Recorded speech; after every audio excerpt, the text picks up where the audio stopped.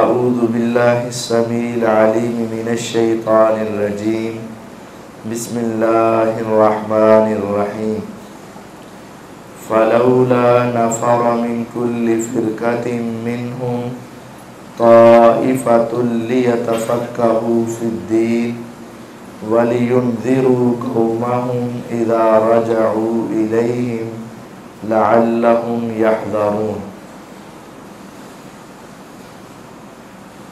अल्लाह ताला की तौफ़ीक़ और इनाम के साथ हम यहाँ जमा हुए हैं और हस्बे वादा हमने इंशाअल्लाह अपने इन दुरूस में रसूल अकरम सल्लल्लाहु अलैहि वसल्लम की अहादीस को सीखना और समझना।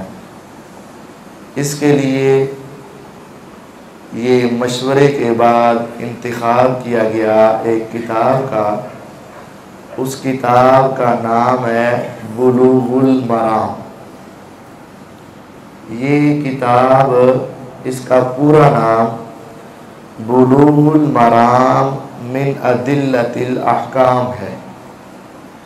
ये इमाम हाफिज़ अबुल फ़ज़ल अहमद बिन अली बिन मोहम्मद बिन हजर अल अस्कलानी रहिमहुल्लाह की, इनका मुख्तसर नाम हाफिज़ इब्ने हजर अल अस्कलानी। और ये जो हाफिज़ है ये हमारे वाला हाफिज़ नहीं है। हमारे बर्रे सगीर में, हिंदुस्तान में, पाकिस्तान में हाफिज़ कहते हैं जो कुरान मजीद को ज़ुबानी याद कर ले वो हाफिज़ है। लेकिन मुहद्दिसीन के यहाँ जिस शख्स को 3 लाख हदीसें ज़ुबानी याद हो उसको हाफिज़ कहा जाता है। असी मुफ़द हाफिज़ हैं। मुहद्दिसीन के यहाँ जो हाफिज़ है वो एक ख़ास टर्म है, ख़ास नाम। तो ये हाफिज़ इब्ने हजर अल अस्कलानी रहिमहुल्लाह ने एक किताब लिखी। इब्ने हजर अल अस्कलानी के नाम से मशहूर है। ये हजर इनके ऊपर एक बंदे का नाम था। इनका नाम असल है अहमद, इनके वालिद का नाम अली, उनके वालिद का नाम मोहम्मद, उनके वालिद का नाम हजर। तो ये इब्ने हजर बसों का दादा पर दादा की तरफ निस्बत भी हो जाती है। जिस तरह नबी अलैहिस्सलाम ने ग़ज़वा हुनैन में कहा था अना इब्नु अब्दुल मुत्तलिब, मैं अब्दुल मुत्तलिब का बेटा हूँ, तो ये दादा की तरफ निस्बत आपने कर दी। तो ये इमाम हाफिज़ इब्ने हजर अल अस्कलानी रहिमहुल्लाह, इनको अस्कलानी क्यों कहते हैं? इनका इलाका फ़लस्तीन में गज़ा के करीब, गज़ा मशहूर इलाका सुना है ना आप, जहाँ जंग जारी है। गज़ा के करीब एक इलाका है अस्कलान, बस्ती है। तो ये वहाँ के रहने वाले थे। तो इस वजह से इनको इब्ने हजर अल अस्कलानी रहिमहुल्लाह कहा जाता है। ये 8वीं सदी हिजरी के शख्स हैं। 772 हिजरी में पैदा हुए थे। हम कोशिश ये किया करेंगे, इसमें अक्सर रिवायात सही हैं लेकिन कुछ रिवायात सनद के एतबार से ज़ईफ़ हैं। ज़ईफ़ रिवायात की 2 किस्में हैं। एक वो किस्म जो मारूफ भी है और ज़ईफ़ भी है, यानी हदीस बड़ी मशहूर है और ज़ईफ़ है। और एक वो जो मशहूर भी नहीं लेकिन ज़ईफ़ है। तो जो हदीस सही होगी वो हम आपको सुनाएंगे और मसला समझाएंगे। जो हदीस ज़ईफ़ होगी और मशहूर होगी वो भी बताएंगे और उसका ज़ईफ़ होना भी समझाएंगे। और जो रिवायत मारूफ भी नहीं, ज़ईफ़ भी नहीं, वो आपको बताने की ख़ास ज़रूरत भी नहीं, उलमा के लिए वो ज़रूरत होती है। इस किताब का आगाज़ किताबुत तहारत से किया गया, चूंकि तहारत निसफ ईमान भी है, अत्तहूरु शत्रुल ईमान, और हमारी इबादत का आगाज भी तहारत से होता है। तो इस वजह से तहारत से बाब शुरू किए गए और इसको फ़िकी तरतीब भी कहते हैं। जितनी किताबें फ़िका के मौजू पर लिखी गई हैं वो सारी तहारत से आगाज होता है। तहारत के अंदर सबसे पहले पानी की बात है कि भी पानी कैसा हो जिससे हमने पाकी हासिल करनी, पानी कैसा हो। तो ये किताब तहारत, ये बड़ी किताब होती है, यानी नमाज का बयान, रोज़े का बयान, ज़कात का बयान, फिर उसके आगे छोटे छोटे अबवाब होते। अब जैसे किताब तहारा, ये किताब तहारत सफाई सुथराई का बयान। अब इसके अंदर मुख्तलिफ चीज़ें आ सकती थी, तो पहले उन्होंने बाबुल मिया, पानियों का बाब, पानी कैसा होना चाहिए, कैसे पाक होता है, कैसे साफ होता है, उसकी वजह। पहली हदीस अन अबी हुरैरता रज़ियल्लाहु तआला अन्हु क़ाला क़ाला रसूलुल्लाहि सल्लल्लाहु अलैहि वसल्लम फिल बहर। अबू हुरैरा रज़ियल्लाहु तआला अन्हु फरमाते हैं कि रसूलुल्लाह सल्लल्लाहु अलैहि वसल्लम ने फरमाया समंदर के बारे में, समंदर के बारे में आपने इरशाद फरमाया हुवा तहूरु माउ, समंदर का पानी पाक है, वल हिल्लु मैतातु, और इसका मुर्दार हलाल है। ये रिवायत अबू दाऊद, तिरमिज़ी, नसाई, इब्ने माजा, इब्ने अबी शैबा के अंदर मौजूद है और ये अल्फाज इन्होंने इब्ने अबी शैबा के लिए, और इस रिवायत को इमाम इब्ने खुज़ैमा, इमाम तिरमिज़ी ने सही करार दिया और ये इमाम मालिक, शाफी और अहमद तीनों इमामों ने इसको अपनी किताबों में नकल किया। अब इस रिवायत के जो रावी हैं अबू हुरैरा रज़ियल्लाहु अन्हु, इन्होंने इस रावी से आगाज़ किया और ये हमें समझाया कि हदीस में सहाबा में सबसे ज़्यादा हदीस को याद रखने वाले अबू हुरैरा रज़ियल्लाहु अन्हु, यानी सहाबा में अमीरुल मोमिनीन फिल हदीस कौन थे? अबू हुरैरा रज़ियल्लाहु अन्हु। और ये हदीस आपने जो समंदर के बारे में इरशाद फरमाई उसकी तफसील ये है, सहाबा ने आपसे सवाल किया था, ऐ अल्लाह के नबी अलैहिस्सलाम, हम समंदरी सफ़र करते हैं, लंबा सफ़र होता है, बसा औकात महीनों तक सफ़र जारी रहता है, हम जो अपने साथ पानी लेकर जाते हैं वो थोड़ा होता है, अगर हम वो पीने के लिए इस्तेमाल करें तो कदाए हाजत, इस्तिंजा, वुज़ू, गुस्ल वो कैसे करें? और अगर हम उसको पानी को जो साथ लेकर गए हैं, मशकीज़े भर के या कोई बाल्टियां, डोल वगैरह, तो अगर इस काम में लगा दें तो वो तो ख़त्म हो जाएगा, पीने के लिए भी बाकी नहीं रहेगा।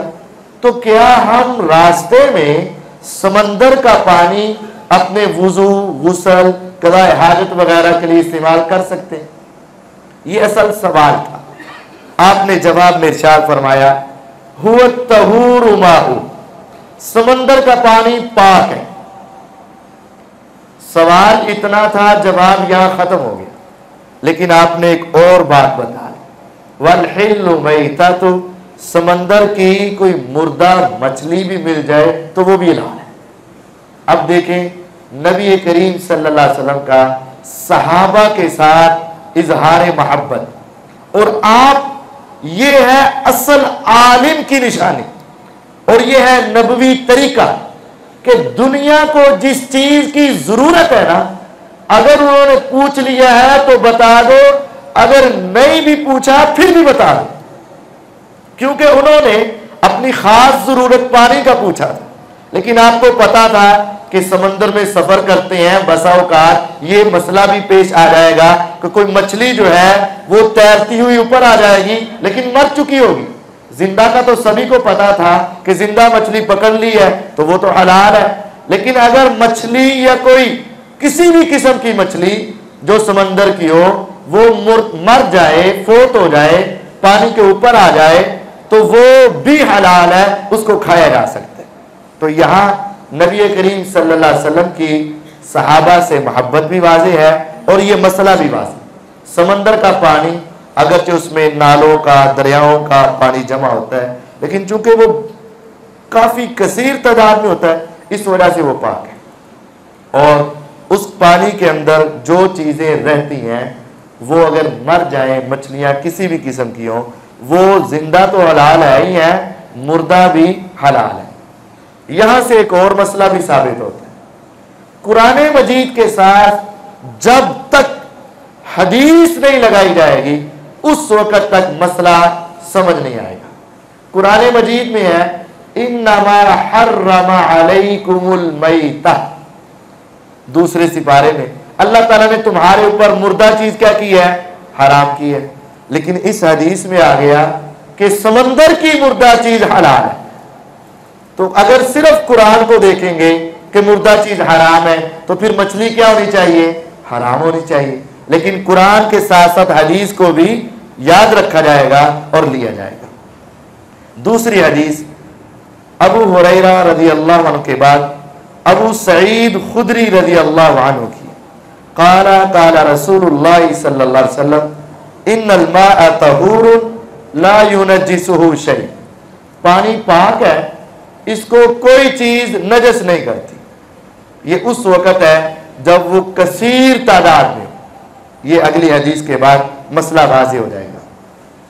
ये हदीस इमाम अहमद रहमहुल्लाह ने इसको सही करार दिया है। तीसरी हदीस अबू उमामा अल-बाहिली रज़ी अल्लाहु अन्हु फरमाते हैं कि रसूलुल्लाह सल्लल्लाहु अलैहि वसल्लम ने फरमाया इन्नल माअ ला युनज्जिसुहु शै, पानी को कोई चीज नजस नहीं करती, हाँ इल्ला मा गलबा अला रीहि व तामी व लौनी, अगर वो चीज गंदगी इस कदर आ गई कि उसका पानी का रंग बदल गया गंदगी की वजह से, या उसका जायका बदल गया, या उसकी बू स्मेल बदल गई, तो फिर वो नापाक। अब इसमें था कोई भी चीज उसमें गिर गई, तो अगली रिवायत में आया अलमाउ तहूर इल्ला इन तगय्यरा रीहु औ तामुहु औ लौनुहु बिनिजासतिन तहदुसु फी, पानी पाक होता है लेकिन अगर गिरने वाली नजासत की वजह से उसका जायका, रंग या बू बदल गया तो वो पानी नापाक है। अब कितना पानी होगा तो ये देखा जाएगा, उसकी वजाहत अगली हदीस में आ गई। अब्दुल्लाह इब्न उमर रज़ी अल्लाहु अन्हुमा फरमाते हैं कि रसूलुल्लाह सल्लल्लाहु अलैहि वसल्लम ने फरमाया जब पानी दो कुल्ले हो, इज़ा कान अल-माउ कुल्लतैन, जब पानी दो कुल्ले, दो मटके हो, लम यहमिलिल खबस, तो वो नापाकी को नहीं उठाता। अब ये तीन हदीसें हो गई। एक हदीस में है पानी को कोई चीज नापाक नहीं करती, दूसरी हदीस में है अगर उसका रंग, बू, जायका बदल गया तो नापाक, तीसरी में है कि दो कुल्ले पानी हो तो फिर उसमें नजासत गिर जाए तो वो उसको नापाक नहीं करती। अब ये मसला तीनों रिवायात को मिलाकर समझे। अगर पानी दो मटकों से कम है, अब मटके कितने हैं, मटके कितने हो, 227 किलोग्राम, 227 किलोग्राम पानी जो है, ये दो मटकों का नबी अलैहिस्सलाम के दौर में जो मटके चलते थे उनका पानी अगर इकट्ठा किया जाए तो आजकल 227 किलोग्राम, 227 किलोग्राम पानी से कम पानी, 200 किलो, 150 किलो इस तरह पानी है, उसमें नजासत गिर गई, पेशाब का एक कतरा भी गिर गया, गलाजत का कुछ टुकड़ा गिर गया, रंग भी नहीं बदला, बू भी नहीं बदली, जायका भी नहीं बदला, लेकिन वो पानी नापाक है। जो पानी 227 किलोग्राम या इससे ज्यादा हो, अब इसको देखना पड़ेगा, नजासत गिर गई, अगर उसका रंग, बू, जायका, स्मेल वगैरह तब्दील नहीं हुए तो वो पानी पाक है, उसको इस्तेमाल किया जा सकता है। इनमें से एक भी बदल गया तो पानी नापाक है। ये हदीस इज़ा कान अल-माउ कुल्लतैन, ये हद फासिल है। जब पानी 227 किलोग्राम से ज्यादा है, अब उसके अंदर कोई नजासत गिरेगी तो फिर ये तीन बातों में से किसी बात को देखा जाएगा। उसका रंग तो नहीं बदल गया नजासत की वजह से, जैसे गटर के पानी का रंग बदल जाता है, नापाक है। स्मेल आने लगती है गंदगी की, नापाक है। या उसका जायका तब्दील हो जाए, नापाक है। लेकिन अगर बड़ा होज है या बड़ी टैंकी है, टैंक बनाया हुआ है, उसमें नजासत का कुछ हिस्सा गिर गया, लेकिन स्मेल भी नहीं आई उसकी, रंग भी नहीं बदला, जायका भी नहीं बदला उसकी वजह से, तो वो पानी पाक है, उसको इस्तेमाल किया जा सकता है, उसके अंदर नजासत वाली चीज असर अंदाज नहीं हुई। पांचवी हदीस, अब पानी खड़ा हो, उस वक्त क्या होता था कि पानी खड़ा होता हौजों में तो लोग वहां जाकर नहाना भी शुरू कर देते।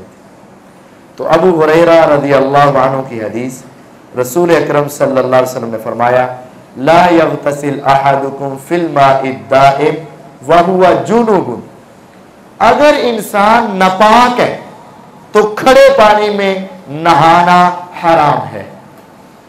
पानी चल रहा है, ट्यूबवेल है, उसके अंदर नहाना जायज है।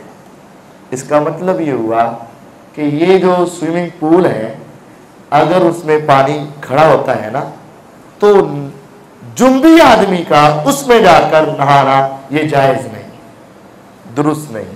ला यग़तसिल अहदुकुम, ना गुस्ल करे तुम में से कोई एक, फिल माइद दाइम, खड़े पानी में, व हुवा जुनूबुन, हाँ जबकि वो नापाक, बंदा नापाक है, खड़े पानी के अंदर इंसान ने गुस्ल नहीं करना। अब बाज लोग स्विमिंग पूल में नहाते नहाते उसमें पेशाब कर देते हैं, मसला है, उसका हल भी यहाँ आगे है। बुखारी की हदीस है, ला यबूलन्ना अहदुकुम फिल माइद दाइम अल्लज़ी ला यजरी, हरगिज तुम में से कोई एक पेशाब मत करे, हरगिज ना पेशाब करे खड़े पानी में जो जारी नहीं। खड़े पानी में पेशाब करना गुनाह है, मना है, हराम है। सुम्मा यग़तसिलु फीही, फिर आपने फरमाया कि अगर उधर ही पेशाब कर रहा है तो फिर उसी पानी से गुस्ल करेगा। तो ऐसा तो नहीं होना चाहिए, खड़े पानी में पेशाब नहीं करना चाहिए। वाली मुस्लिमीन, और मुस्लिम में मिन्हु के लफ्ज़ है।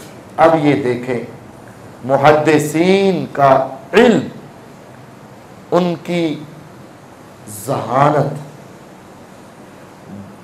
बुखारी के अंदर लफ्ज़ आया है फीही, फिर उसमें गुस्ल करेगा, और मुस्लिम के अंदर लफ्ज़ आया है मिन्हु, उस पानी से गुस्ल करेगा। एक मुहद्दिस ने लफ्ज़ फीही बोला तो शागिर्दों ने फीही याद रखा, एक ने मिन्हु बोला तो शागिर्दों ने मिन्हु याद रखा, और दोनों हदीसें नबी अलैहिस्सलाम की। आपने एक जगह पे इरशाद फरमाया कि खड़े पानी में पेशाब मत करना, फिर उसमें तुमने गुस्ल भी करना है। आम हालत में गुस्ल हो सकता है, जनाबत वाला नहीं।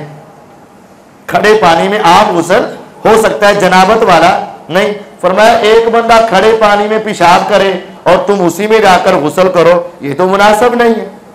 और आपने एक जगह इरशाद फरमाया उस पानी को लेकर फिर तुमने बाहर जाके भी गुस्ल करना है। तो दोनों तरह के अहकामात थे, मुहद्दिसीन ने दोनों लफ्ज याद रखे और यह भी बताया कि बुखारी की हदीस में यह है और मुस्लिम की हदीस में यह है। इसका मतलब आज तक हमारे पास हदीसें अपनी असल शक्ल में मौजूद है, एक एक लफ्ज का भी फर्क था तो मुहद्दिसीन ने याद रखा और उस फर्क को बताया, बुखारी में यह है और मुस्लिम में यह है, इतने फर्क को भी इग्नोर नहीं किया था। और अबू दाऊद में है वला यग़तसिल फीही मिनल जनाबा, बंदा खड़े पानी में जनाबत का गुस्ल नहीं कर सकता, जहां पेशाब वगैरह हो वहां भी ओला नहीं कर सकता। 6वीं हदीस, अन रजुलिन साहिबन नबी सल्लल्लाहु अलैहि वसल्लम, नबी अलैहिस्सलाम के सहाबी से रिवायत है। ये मसला समझे, हम तक जो हदीसें पहुंची है ना, इमाम बुखारी रहमतुल्लाह से ले लें, इमाम बुखारी रहमतुल्लाह से नबी अलैहिस्सलाम तक का फासला आप 194 हिजरी में पैदा हुए थे, 256 में फौत हुए, तो गोया के तकरीबन आप ये कह सकते हैं कि 200 साल का फासला नबी अलैहिस्सलाम तक तकरीबन। तो 200 साल के फासले के दरमियान जो आदमी आए जिनसे हदीस सुनी, इमाम साहब ने अपने उस्ताद से सुनी, फिर उन्होंने अपने उस्ताद से, फिर अपने उस्ताद से, तो ये एक सनद है। सनद के अंदर अगर ऐसा होना कि एक आदमी से रिवायत है, एक बुजुर्ग से रिवायत है, एक उस्ताद से रिवायत है, एक शेख से रिवायत है, तो वो रिवायत ज़ईफ होती है। लेकिन अगर ये होना एक सहाबी से रिवायत है, सहाबी का नाम पता मालूम ना भी होना, बस इतना कन्फर्म हो जाए कि सहाबी से रिवायत है, तो वो रिवायत सही होती है। क्यों? दुनिया में हर शख्स की तहकीक की जाएगी ये सच्चा है कि झूठा है, इसका अकीदा सही है कि गलत है, इसके किरदार अखलाक को चेक किया जाएगा। लेकिन सहाबा ऐसी हस्तियां जिनके ईमान की गवाही अल्लाह ने कुरान में और पैगंबर अलैहिस्सलाम ने अपने फरमान में दे दी है, बस जब ये पता चल जाए ना कि सहाबी है, बस फिर तहकीक करने की जरूरत नहीं होती। इस वजह से सनद के अंदर अगर कोई ऐसा होगा ना, मक्के के शेख ने हदीस बयान की, ज़ईफ है, मदीने के उस्ताद ने हदीस बयान की, ज़ईफ है, जब तक उस बंदे का पता ना चले और उसके हालात का इल्म ना हो, वो रिवायत उस वक्त तक कबूल नहीं होती। लेकिन जब यह कहा जाए ना किसी सहाबी ने हदीस बयान की, नाम भी मालूम ना हो, तो तब भी वो रिवायत क्या होती है? सही होती है। रजुलिन साहिबन नबी सल्लल्लाहु अलैहि वसल्लम, नबी अलैहिस्सलाम के सहाबी की रिवायत है, उन्होंने फरमाया नहा रसूलुल्लाह सल्लल्लाहु अलैहि वसल्लम अन तग़तसिल अल-मरअ बिफज़लिर रजुल, नबी अलैहिस्सलाम ने मना किया है कि एक टब से, एक बर्तन से आदमी गुस्ले जनाबत करके गया और उसका कुछ पानी उस बर्तन में बच गया, तो बाद में उसकी बीवी आई और उसी पानी से गुस्ल करना शुरू कर दे, आपने इससे मना किया था। नहा रसूलुल्लाह सल्लल्लाहु अलैहि वसल्लम, आपने मना किया अन तग़तसिल अल-मरअ बिफज़लिर रजुल अविर रजुलु बिफज़लिल मरअ, मर्द औरत के बचे हुए पानी से गुस्ल करे या औरत मर्द के बचे हुए पानी से गुस्ल करे, इससे मना किया। वलियग़तरिफ़ा जमीआ, इकट्ठा पानी ले ले, एक हदीस में यह मना आ गया। अब देखें बाज लोग ना सिर्फ एक दो हदीसें पढ़ के मसले बयान करने शुरू कर, जब तक सारी रिवायात नहीं देखी जाएंगी ना, उस वक्त तक मसला साबित नहीं होगा और समझ नहीं आएगा। इस हदीस में नबी अलैहिस्सलाम ने औरत को मर्द के बचे हुए पानी से मना किया और मर्द को बचे हुए पानी, औरत के बचे हुए पानी से गुस्ल करने से मना किया। अब अगली हदीस देखें, फिर मसला समझाएंगे। वअन इब्न अब्बास रज़ियल्लाहु अन्हुमा अन्ना नबी सल्लल्लाहु अलैहि वसल्लम, अब्दुल्लाह बिन अब्बास रज़ियल्लाहु फरमाते हैं कि खुद नबी करीम सल्लल्लाहु अलैहि वसल्लम काना यग़तसिलु बिफ़ज़लि मैमूना, नबी अलैहिस्सलाम खुद हजरत मैमूना रज़ियल्लाहु अन्हा के बचे हुए पानी से गुस्ल कर लिया करते थे। एक हदीस में मना आया और दूसरी हदीस में आपने खुद ये अमल कर दिया। अखरजहु मुस्लिम, ये सही मुस्लिम की रिवायत है। और सुनन अबू दाऊद, तिरमिज़ी, निसाई, इब्ने माजा की रिवायत है, इग़्तसला बअदु अज़वाजिन नबी सल्लल्लाहु अलैहि वसल्लम, नबी अलैहिस्सलाम की किसी बीवी ने गुस्ल किया, फी जफना, टब से पानी लिया, गुस्ल किया, फजा नबी सल्लल्लाहु अलैहि वसल्लम लियग़्तसिला मिना, बाद में नबी करीम सल्लल्लाहु अलैहि वसल्लम आए और वहां से उसी पानी से जो बचा हुआ था गुस्ल करने लगे। फ़क़ालत लहू, तो उन्होंने आपको बता दिया, अल्लाह के नबी अलैहिस्सलाम रुक जाए, इन्नी कुन्तु जुनुबन, मैं नापाकी की हालत में थी, मैंने इस पानी से गुस्ल किया हुआ है, आपने मना किया हुआ था, आप इससे गुस्ल ना करना। वो पिछली हदीस के मुताबिक आपने फरमाया इन्नल माअ ला यजनुब, पानी नापाक नहीं होता। अब ये मसला है कि ये गुस्ल कर सकते हैं।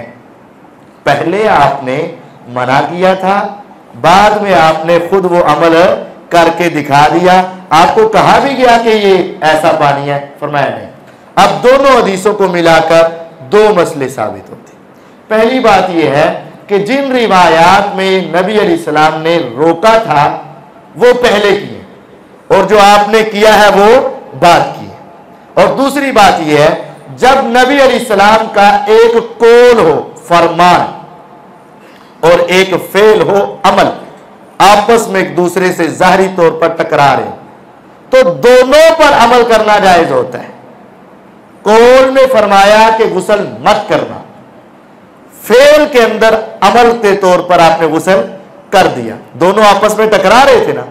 अब हदीस का मसला यह है, फिका का मसला यह है, फहमे सलफ यह है कि कौल और फेल जब दोनों मुतजाद आ जाए, तारुज आ रहे हो, तो दोनों पर अमल करना जायज है। लेकिन अगर कौल को तरजीह दे दें तो बेहतर है, यानी कौल आपकी बात को मान लिया जाए तो ज्यादा बेहतर है, लेकिन फेल पर भी अमल कर लिया जाए तो इसका जवाज मौजूद है।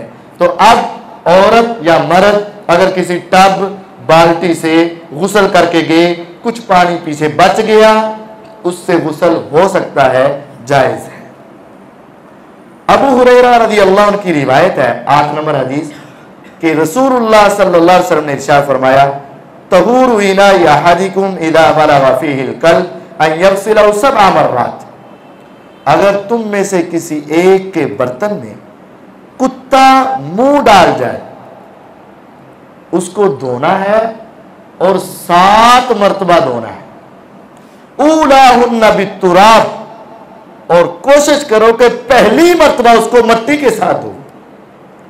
पहले मट्टी का लेप करो, पानी के साथ फिर उसको धोवो और 7 मर्तबा धोना है। और यह हदीस सही मुस्लिम की है और उसमें यह लफ्ज भी है, फल युरिकहु, और जो चीज उस बर्तन के अंदर है ना, वो चीज फेंक दो, उसको इस्तेमाल मत करो। और तिरमिज़ी के अंदर यह ऑप्शन है, उखराहुन्ना औ ऊलाहुन्ना बित्तुराब, आखिरी मर्तबा मट्टी से धो लो या पहली मर्तबा मट्टी से धो लो। अब देख लो, मेरे नबी अलैहिस्सलाम ने ये 1400 साल पहले ये बात कही थी, कुत्ता बर्तन में मुंह डाल जाए 7 बार ही धोना है, 1 मर्तबा मट्टी से भी धोना है।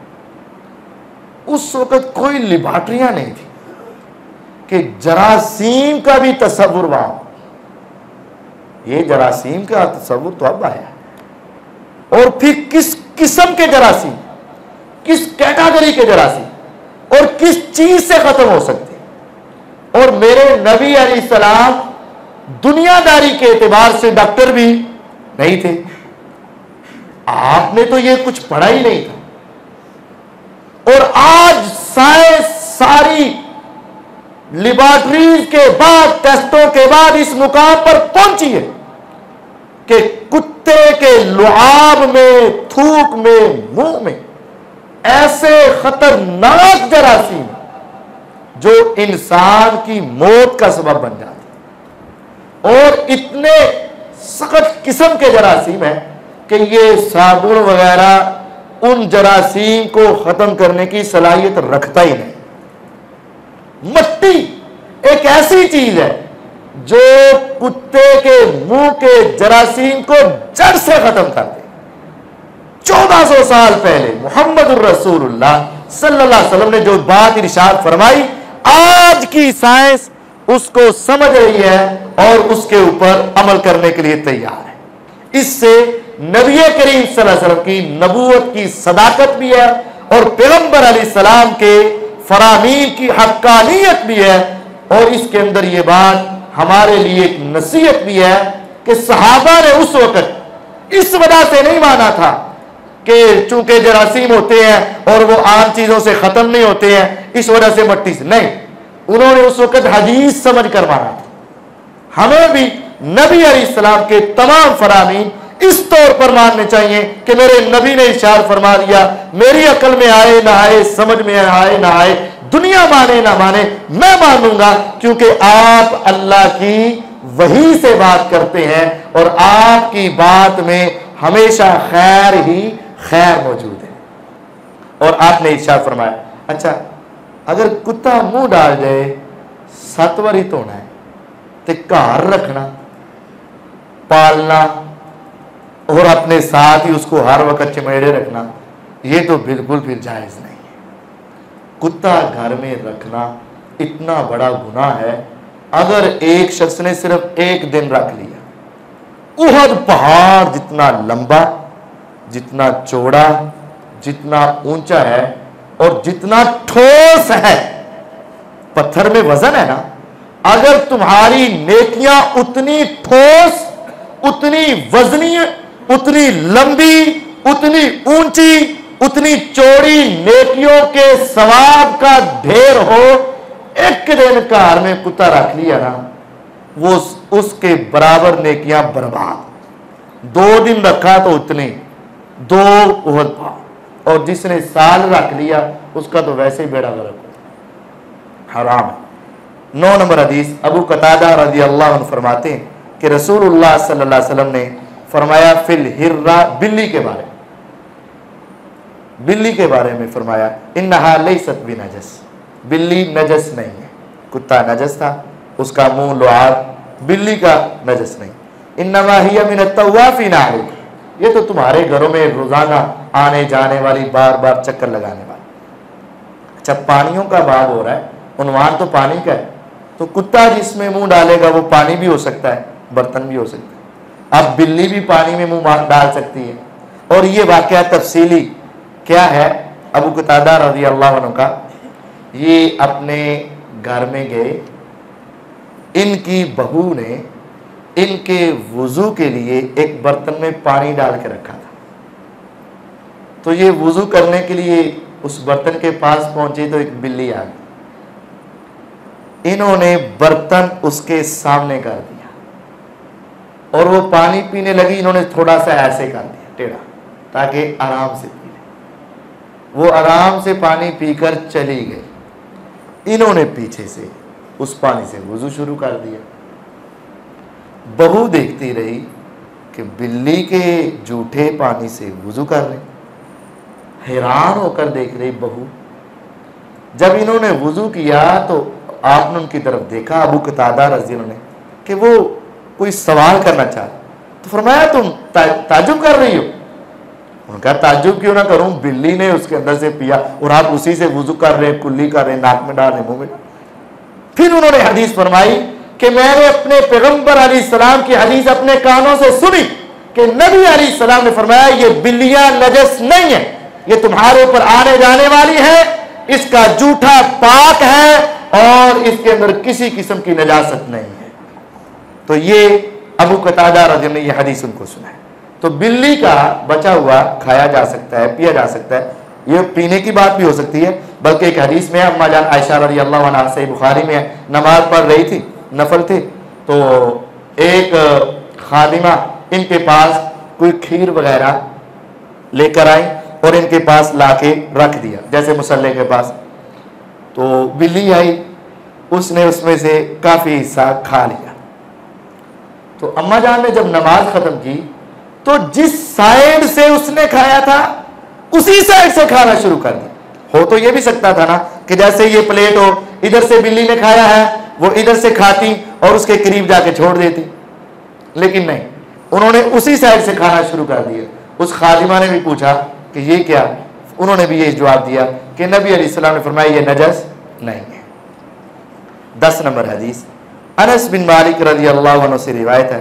अच्छा, इसमें एक बात, बाद लोग ना बिल्ली के बारे में कहते और यह मुछा जड़ियाँ ने ना वो नपाक होंदियां ने, सुना ना, मुछे काट दो तो फिर खैर है, तो ये कोई चक्कर नहीं, वो बिल्ली भी पाक है, उसकी मूछे भी पाक है, ये मूछे जो है ना इसका कोई चक्कर नहीं।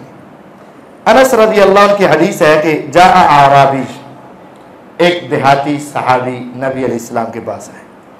फबाला फी ताइफतिल मस्जिद, उन्होंने मस्जिद के कोने में पेशाब किया, मस्जिद के कोने में पेशाब। फज़ाजरहु नास, लोगों ने डांटा, जो जड़ी साड़ी आदत है, ऊंची ऊंची रोड़ा पाता। हम भी तो ऐसे ही ना, हम तो पंखे से लड़ पड़ते हैं, तो वो तो फिर पेशाब कर रहा था, तो वो साहबा ने डांटा। फनहाहुम रसूलुल्लाह सल्लल्लाहु अलैहि वसल्लम, नबी अलैहिस्सलाम ने डांटने वालों को रोका, पेशाब करने वाले को नहीं रोका। फलम्मा क़ज़ा बौलहु, जब उसने अपना पेशाब कर दिया पूरा, अमर नबी सल्लल्लाहु अलैहि वसल्लम बिज़नूबि मिम्मा, आपने उन डांटने वालों को ही पानी लाने का हुक्म दिया, एक डोल लेकर आओ। फ़उहरिक़ा अलैहि, उसके ऊपर बहा दिया गया। मुत्तफ़क़ुन अलैह, बुखारी मुस्लिम की रिवायत है। अब एक तो मौजू के साथ जो मसला है वो तो यही है कि ज़मीन पर अगर नजासत पेशाब वगैरह हो जाए, उस पर पानी बहा दो, उससे ज़्यादा, क्योंकि पेशाब की मिकदार से ज़्यादा, और वो खुशक हो जाए, ज़मीन पाक है। ज़मीन दो किस्म की है, एक है वो जज़ब कर लेती है, एक है जज़ब नहीं करती है। अगर कच्ची ज़मीन है, पानी ज़्यादा बहा दो, उसकी मिकदार से ज़्यादा नजासत से, वो जज़ब हो जाएगा ज़मीन पाक खुशक होने के बाद। और अगर जज़ब नहीं करती है, जैसा कि टाइल पत्थर वगैरह है, तो फिर उसको उस जगह से ख़त्म करना और उधर से ज़ायल करना ये ज़रूरी है, उसको वहाँ से ख़त्म करना ज़रूरी है। और इस हदीस में कितनी नसीहतें हैं, कितनी नसीहतें। एक देहाती शख्स आए जिसके मसले का इल्म नहीं था, उस वक़्त मस्जिदें इस तरह कलीन वगैरह तो नहीं होती, कच्ची मस्जिद सी, सही बुखारी में है, छोटी छोटी दीवारें थी, बसा औकात दरवाज़ा भी नहीं था, कुत्ते भी आ जाया करते थे। महल्ले की मस्जिद थी, दरवाज़ा नहीं था, छोटी दीवारें थी, तो कच्ची मस्जिद थी। तो उस साहबी ने देखा कि मिट्टी है तो पेशाब कर दिया। अभी नए नए मुसलमान होते, मसले का पता नहीं था, मसले का इल्म ना हो तो उसको अच्छे तरीके से समझाना चाहिए, डांटना नहीं चाहिए। नबी अलैहिस्सलाम ने उस शख्स को दरमियाने कज़ाए हाजत करते, पेशाब करते नहीं रोका। क्यों? अगर पेशाब करते उसको रोक देते तो वो एकदम से पेशाब रोकना मेडिकल एतबार से भी दुरुस्त नहीं है। वैसे भी अगर वो एकदम से उठते तो पेशाब के छींटे उनके जिस्म पर भी पड़ जाते, उनके कपड़ों पर भी पड़ जाते, और मस्जिद के भी कुछ हिस्सों पर पड़ जाते। और वैसे भी अब तो वो उस तरफ चेहरा करके पेशाब कर रहे होंगे और वो लोगों से छुपे होंगे। अगर एकदम से उठे चले तो उनका सतर भी लोगों के सामने वाज़ेह हो सकता, कई नुकसान हो सकते थे। आपने एक नुकसान बर्दाश्त करके कई नुकसानों को बचा लिया, एक नुकसान बर्दाश्त। और फिर सहाबा को यह कहा तुम अब गलती कर, गलती हो ही गई है तो कोई बात नहीं। इससे ये बात समझ आती है, किसी का मस्जिद में नमाज के अंदर मोबाइल बजना तो नहीं चाहिए, लेकिन बेल आ ही जाती है तो नमाज तो बाद फ़ौरन शोर नहीं करना चाहिए। अच्छा, फिर आपने देखें उस आदमी को नहीं कहा कि हुन तू पेशाब कीता है तो इतने पानी भी रोड़ कीता है तो साफ भी कर, नहीं, आपने सहाबा को कहा। उस आदमी को सजा नहीं दी, डांटा नहीं, फिर अपने पास बुलाकर समझा दिया और उनको समझ आ गई। बहरहाल मसला ये है कि ज़मीन पाक ऐसे हो जाती है, पानी जज़ब हो जाए ज़मीन पाक है, वरना वहाँ से ख़त्म कर दे ज़मीन पाक है। अब्दुल्लाह इब्न उमर रज़ी अल्लाह तआला अन्हुमा की एक और रिवायत, रसूलुल्लाह सल्लल्लाहु अलैहि वसल्लम ने फरमाया उहिल्लत लना मैततानी व दमानी, हमारे लिए हलाल है दो मुर्दार और दो खून हलाल है। फ़अम्मल मैततानी फल जरादु वल हुत व अम्मद दमानी फल कबिदु वत्तिहाद, दो चीजें जो मर भी जाएं वो हलाल है। एक टिड्डी, दल टिड्डी, और एक मछली। ये दल टिड्डी क्या है? अक्सर लोग जानते होंगे। ये ना शायद आपने घास है ना, उसके अंदर घास के अंदर सब्ज रंग का एक छोटा सा तोता सा होता है, ओ धातरी वाला तोता, छोटे होंगे ऐसी कहने होंगे सी, वो ऐसे ऐसे ऐसे होते। उस शक्ल की एक दल टिड्डी होती, शक्ल सूरत वही होती है, रंग उसका गोल्डन होता है। ये उड़ती भी है और फसलों को खाती भी है और फसलों की फसलें तबाह कर देती। ये पिछले साल में ना ये मुल्तान साइड में बहुत ज्यादा आ गई थी। तो ये दल टिड्डी अगर ये मर भी जाए तो हलाल है। अरब के अंदर ये बड़ी खाई जाती है। मैं वहां एक जगह पर सुपर स्टोर में गया तो मैंने जिंदगी में पहली बारी वहां देखी थी, वो मरी हुई छापर में पैक रखी हुई। मैं हैरान हो गया कि ये बिकती भी है। तो मैंने पहली मरतबा मक्के में देखी थी। तो ये दल टिड्डी मर भी जाए तो मरने के बाद भी हलाल है, जो उसका दिल खाए चाहे खाए, जिसका दिल चाहे ना खाए। मछली मर भी जाए तो वो हलाल है। ये दो मुर्दा चीजें हलाल है। और दो खून हलाल है, अलकाबिद जिगर, जिसको हम कलेजी कहते हैं, वत्तेहार और तिली।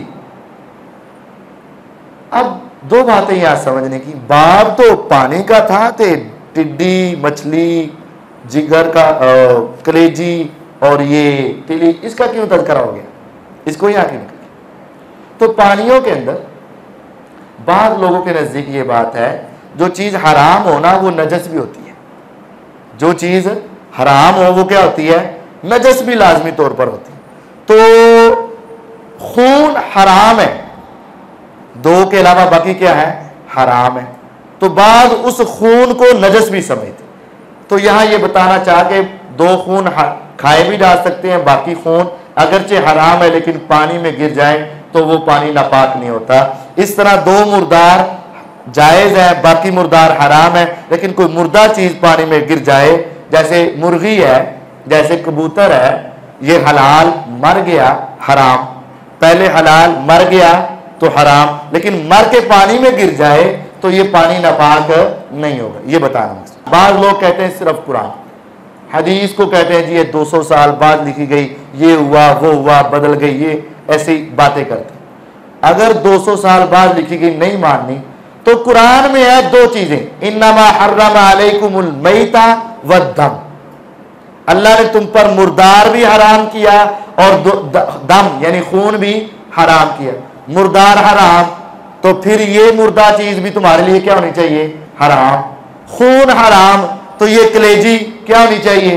हराम। तुम तो सारे सीखे खाते हो। उस वक्त कुरान की रूह से तो हराम है, लेकिन जब कुरान के साथ हदीस को जोड़ा जाएगा तो आम खून हराम, ये खून हलाल। आम मुर्दार हराम, लेकिन ये मुर्दार हलाल हो जाएंगे। दोनों को लेकर मसला साबित होगा। 12 नंबर हदीस अबू हुरैरा रज़ी अल्लाह तआला अन्हु की रसूलुल्लाह सल्लल्लाहु अलैहि वसल्लम ने फरमाया, इदा वक़ा ज़ुबाबु फी शराबि अहदिकुम, जब मक्खी गिर जाए तुम में से किसी एक के पानी में, फलयग़मिसहु, उसको डबो दो, सुम्मा लियनज़िहु, फिर उसको निकाल लो, फ़इन्न फ़ी अहदि जनाहिहि दा, उसके एक पर में बीमारी है, व फ़िल आखिरि शिफा, और दूसरे में शिफा। पानी के अंदर मक्खी गिर गई, फौरन से उसको निकालो नहीं, उसको पहले पूरा डबो दो, फिर उसको निकालो। ये तो पसंद नहीं है, अभी तो थोड़ी गिरी थी, आप पूरी कह रहे, कारी साहब कैसी बात।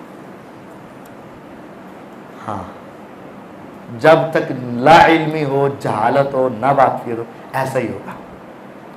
मेरे नबी अलैहिस्सलाम की नबूवत की सदाकत देखें। उस वक्त फिर मैं कहता हूं, मेरे पैगंबर अलैहिस्सलाम ने कोई मेडिकल पढ़ा नहीं था, लेबोरेटरी नहीं थी।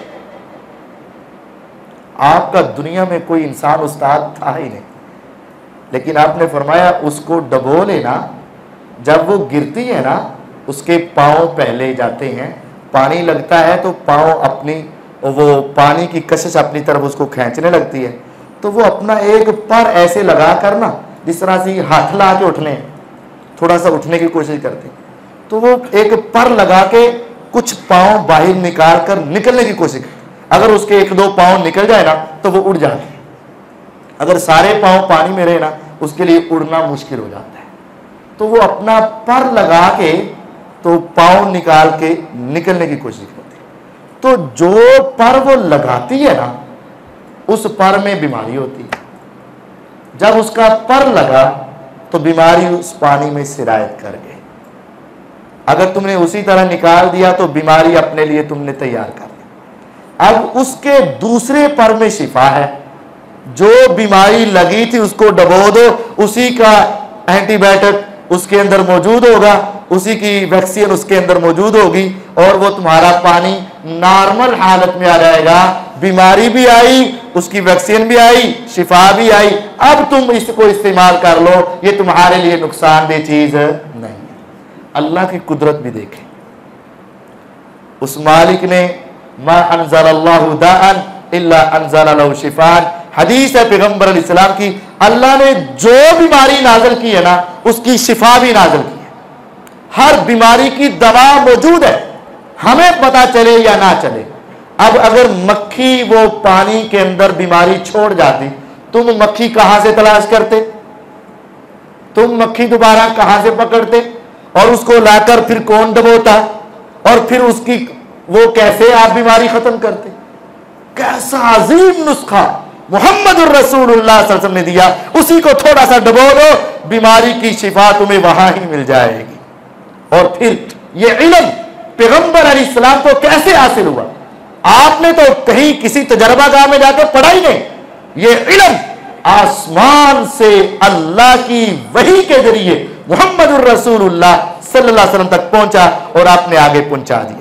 और आज हमारे लिए ये मसला है, यही बात है कि ये पानी के अंदर अगर मक्खी गिर जाए, दुनिया नापसंद करती तो करती रहे, हमें दुनिया की कोई फिक्र नहीं।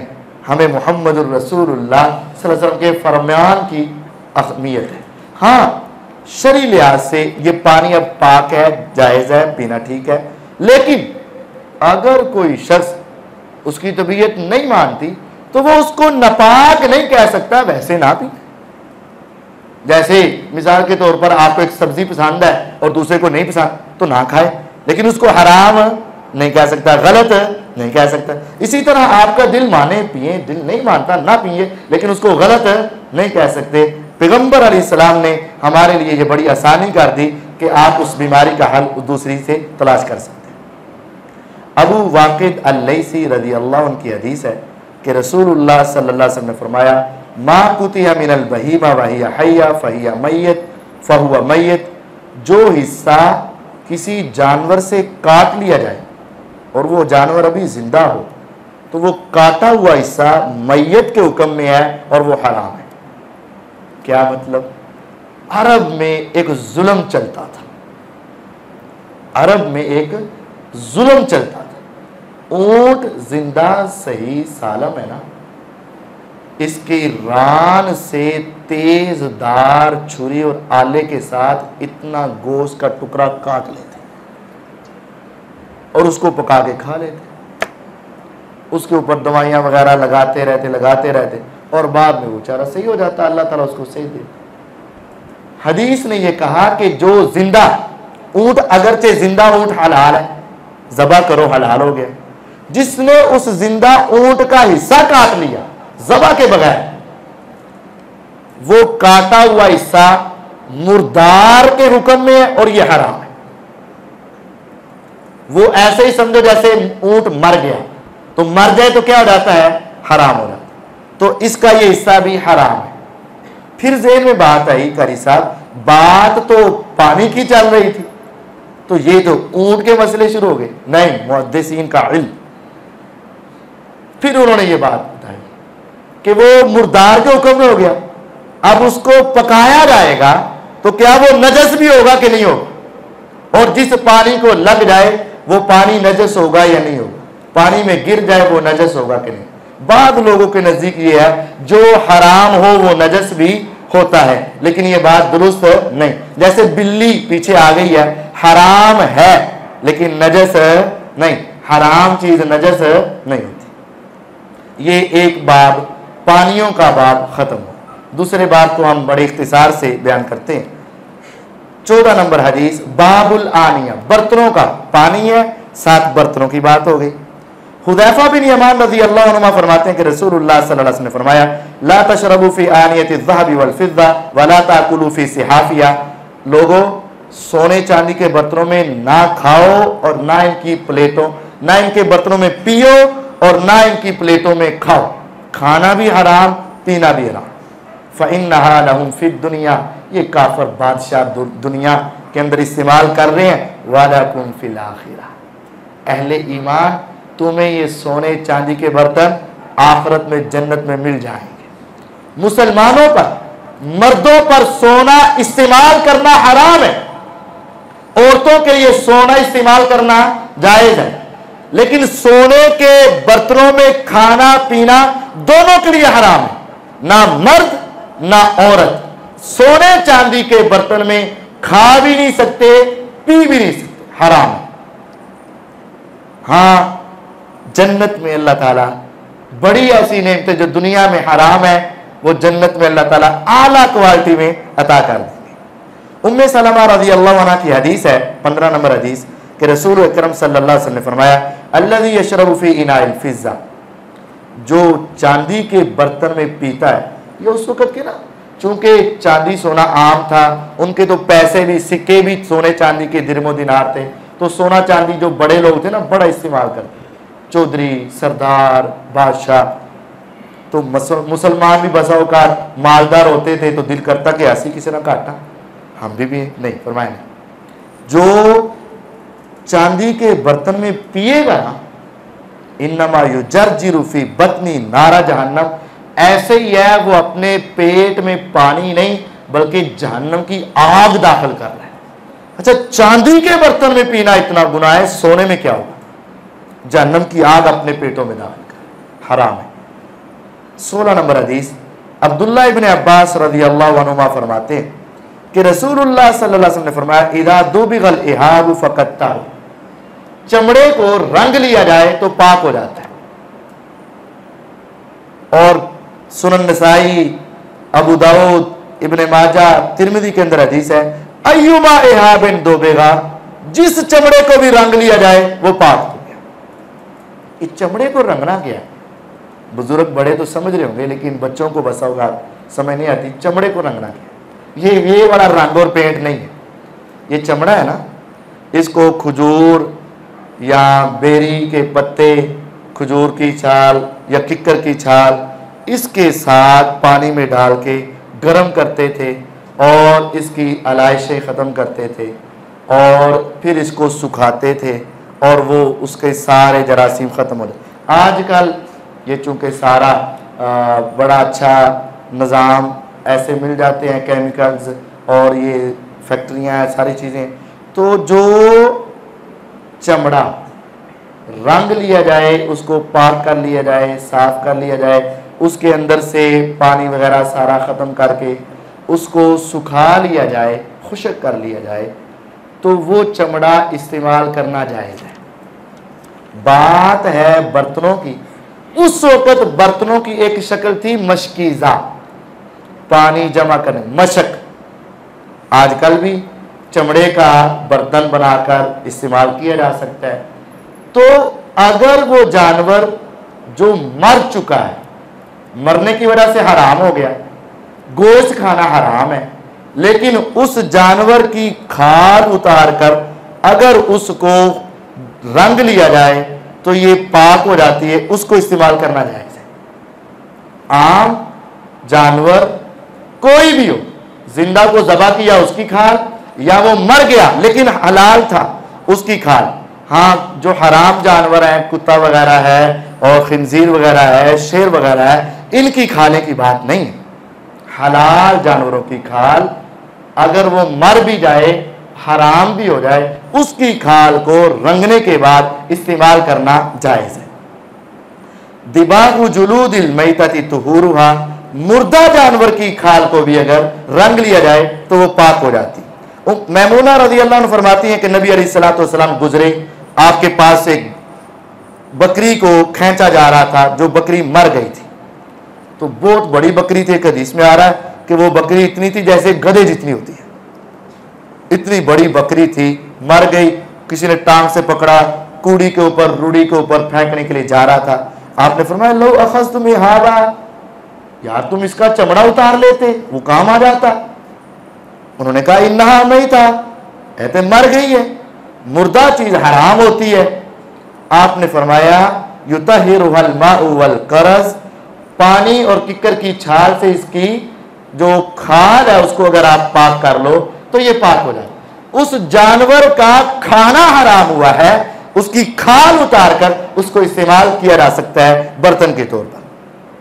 अबू सालबा अल खुशनी रज़ी अल्लाह अन्हु की हदीस है कि मैंने पूछा अल्लाह के रसूल सल्लल्लाहु अलैहि वसल्लम, हम ऐसे इलाके में चले जाते हैं जहां यहूदी ईसाई होते हैं, तो क्या उनके बर्तनों में खा ले, यहूदी ईसाइयों के बर्तनों में?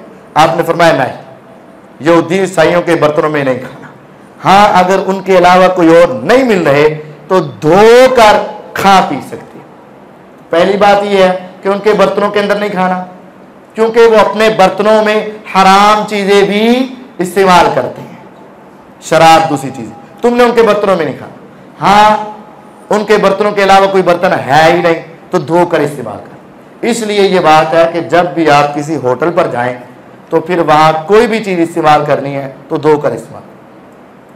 पानी के लिए गिलास पड़े हुए हैं तो अपने सामने धो लें। आपको क्या मालूम कि आपसे पहले कौन उस बर्तन में पी कर गया है, हमें पता नहीं होता। अहले किताब के बर्तन धोकर इस्तेमाल करें।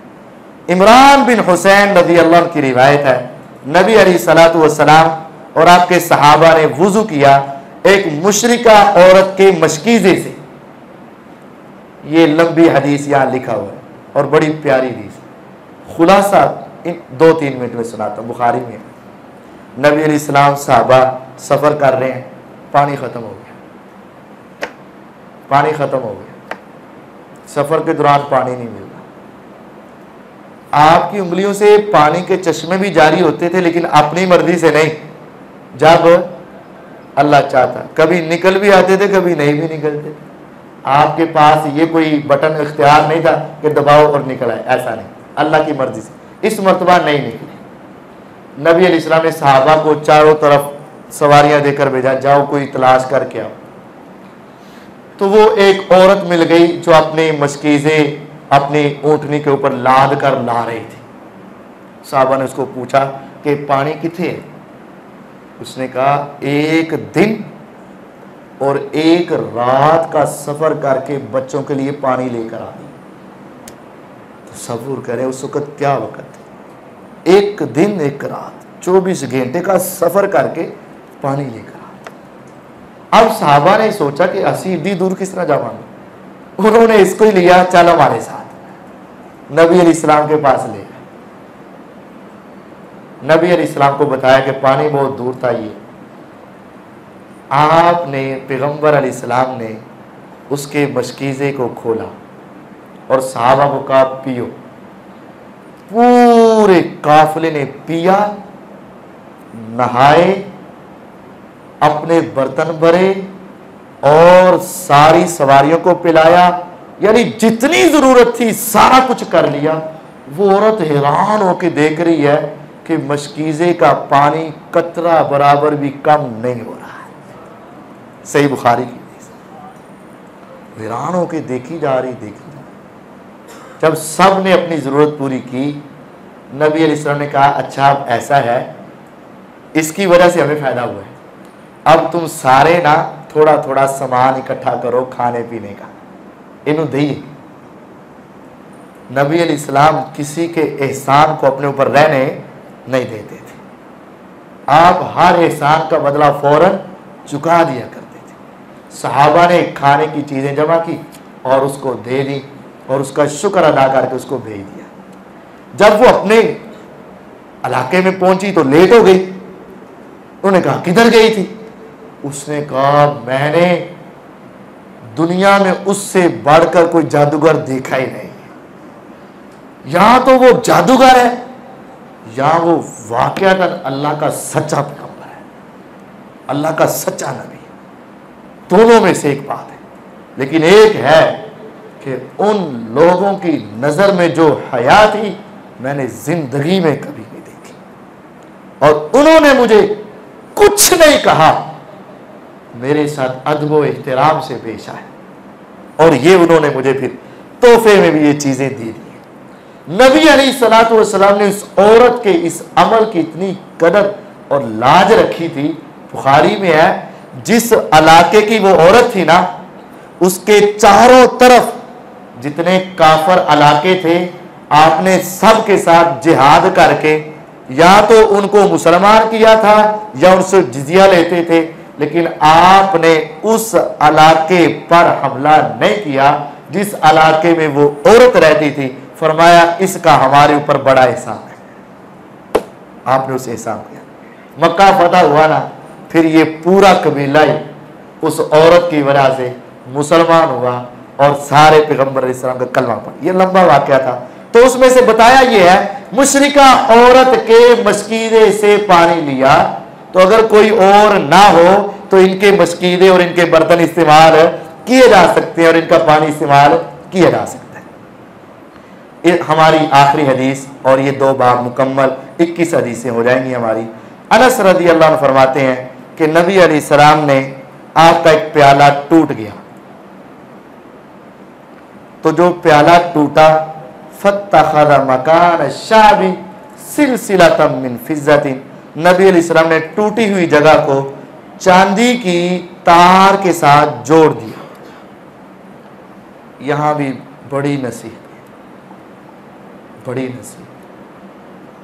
एक ये है जो मसला कि चांदी के बर्तन में पीना मना है, लेकिन प्याला टूटा तो उसको चांदी के बर्तन और चांदी की तार से जोड़ लिया, इतना का जायज है, इतना का जायज है। गौर करें, सारी दुनिया के सरदार मोहम्मद रसूलुल्लाह सल्लल्लाहु अलैहि वसल्लम, और घर की फकीरी का आलम यह है कि प्याला टूटा तो फेंका नहीं, उस प्याले को भी जोड़ के रख लिया कि हमारे काम आएगा। हमारी कैफियत क्या है, हर घर में सैकड़ों बर्तन हैं, लेकिन जुबान नशुक्री की नशुक्री है। थोड़े से पुराने हो जाए तो हम फेंक देते हैं। प्याला क्या हैसियत, टूटा, टूटने के बावजूद भी नबी अलैहिस्सलाम ने फेंका, उसको चांदी की तार से जोड़ के, ऐसे समझो प्याली ना, वो थल्ले एक स्टैंड जा होता है जिसके ऊपर तय, तो वो टूट जाए, उसको दोबारा उधर से वहां से कोई चीज लपेट दे तो जुड़ जाती है। नबी अलैहिस्सलाम ने उसको अपने पास रखा, इस्तेमाल की, इतनी कि चांदी अगर उसको लपेट दी जाए तो जायज है। टूटे बर्तन को इस्तेमाल करना भी जायज है, टूटे बर्तन को इस्तेमाल करना भी जायज है हदीस से। साहब अगर जायज ही ना होता तो फिर आप ये काम क्यों करते? तो बहरहाल नबी अलैहिस्सलाम की कनाअत, थोड़े पर गुजारा करना भी यहाँ से है, आपका दुनिया से बेरगबत होना भी यहाँ से है, और बर्तन के ऊपर अगर इतनी सी वो चांदी लग जाए तो ये जायज़ है। तो ये इंशाअल्लाह अभी बर्तन का बयान, पानी का बयान आगे फिर आएगा, नजासत कैसे ख़त्म होती है, फिर वुज़ू कैसे है, गुस्ल कैसे है, और फिर सारी चीज़ों का इंशाअल्लाह आगे तज़किरा आएगा। तो अल्लाह ताला हमें समझने और अपनी इस्लाह करने की तौफीक अता फरमाए। व आखिरु दावाना अनिल हम्दुलिल्लाहि रब्बिल आलमीन।